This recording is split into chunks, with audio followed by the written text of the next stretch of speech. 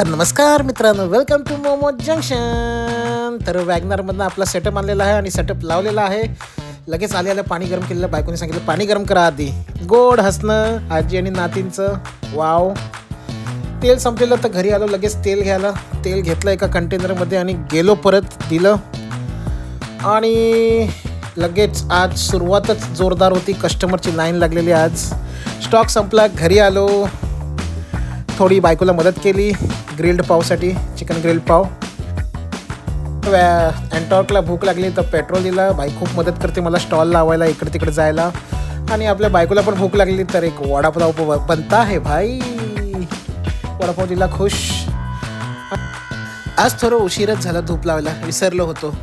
आणि कॉलेजची मुलं आलेली, त्यांनी फ्राईजवर मस्त हात मारलेला. लाचची ऑर्डर होती, पनीर मोमोजची. तर नक्कीच भेट द्या सेक्टर 15 खारगला मोमो जंक्शन.